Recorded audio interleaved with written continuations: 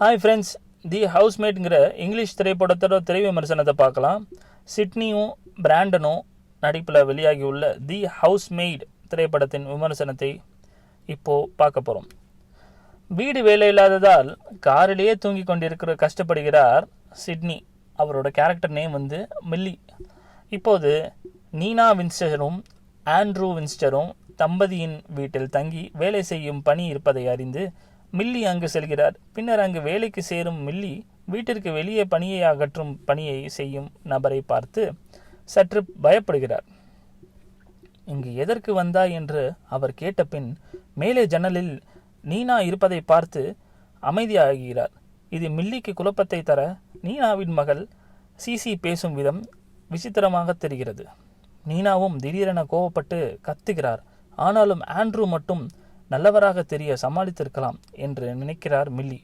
அதே சமயம் வீட்டில் உள்ள அலமாரி ஒன்றில் மனநல பிரச்சனை தொடர்பான மருத்துவர்கள் இருப்பதை பார்க்கும் மில்லி நீனாவின் நடவடிக்கைகளை வைத்து அவருக்கு ஏதோ பிரச்சனை இருக்கிறது என நினைக்கிறார்.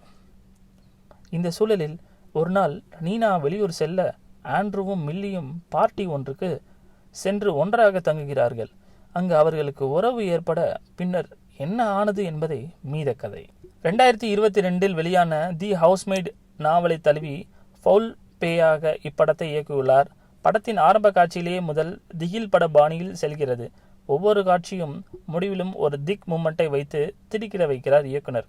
அதேபோல் படத்தில் உள்ள ட்விஸ்டுகளை கணிக்க முடியாதபடி திரைக்கதையை அமைத்துள்ளார் ரெபேக்கா.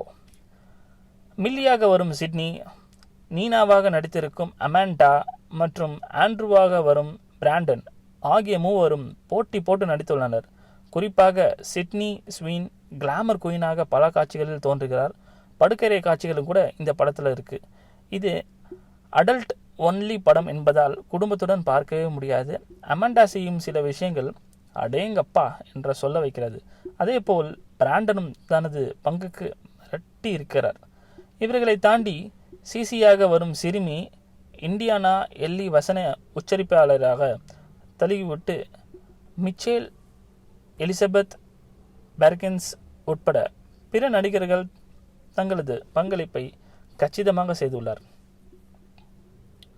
தியாதோர் ஷாபிரோவின் பின்னணி மிரட்டலான உச்சம் படம் முழுக்க நம்மை பரபரப்பில் வைத்துக் கொள்ள அவரது இசை உதவுகிறது. கேமராமேனும் அவரோட கேமரா சூப்பராக பண்ணியிருக்காரு.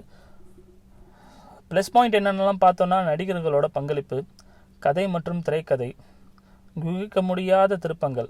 அந்த ட்விஸ்ட்டை என்னென்னு கண்டுபிடிக்க முடியாது, அந்த மாதிரி ஒரு நல்ல ட்விஸ்ட் வச்சுருக்காங்க. பேக்ரவுண்ட் மியூசிக் சூப்பராக இருக்குது. மைனஸ்னால் பெருசாக ஒன்றுமே கிடையாது. மொத்தத்தில் இந்த தி ஹவுஸ்மேட் செய்த வேலை மிரட்டல் கண்டிப்பாக திரையரங்கில் தவறவிடக்கூடாத த்ரில்லர். மொத்தத்தில் தி ஹவுஸ்மேட் செய்த வேலை மிரட்டல் கண்டிப்பாக திரையரங்குகளில் தவறவிடக்கூடாத த்ரில்லர் படம். இந்த படத்துக்கு நம்ம சேனல் கொடுக்குற ஸ்கோர் 3.5/5.